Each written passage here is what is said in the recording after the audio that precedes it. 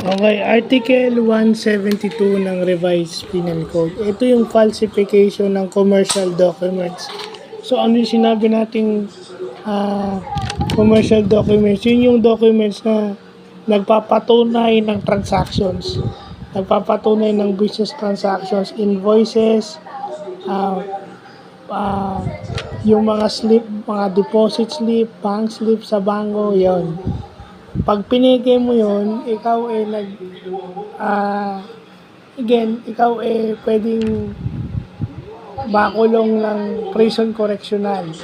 Meaning 6 years to 1 day to 12 years. At saka may fine niya na medyo malaki kasi not more than 1 million pesos. So, ibig sabihin, 100,000. 100,000 siguro ang piyansa mo rito. Siguro from 100,000 to 900,000 ang multa mo rito. So, malaki-laki. So, again, dahil nga barya na lang to, dahil 1935 yung bata, siguro ito yung pwedeng taasan. Kasi pwede makasira to ng tao di ba?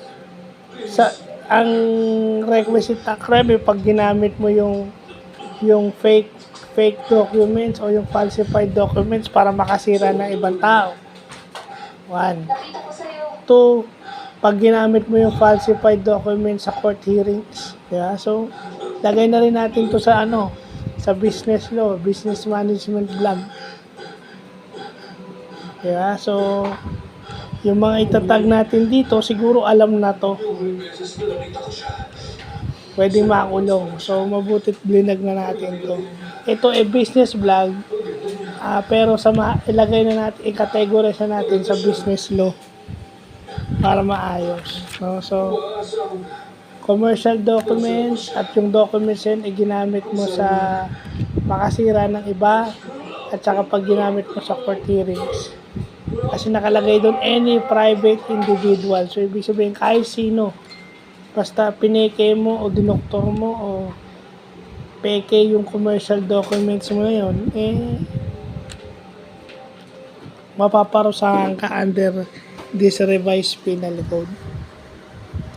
Yung mga business transaction slips mo, invoices, receipts, yung deposit slip, yung withdrawal slip sa bangko, at kung ano pa mang bank statements.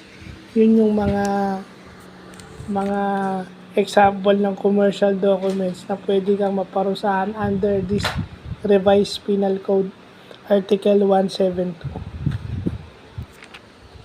So, yun yung importanteng nalalaman natin ngayon. So, yun lang po.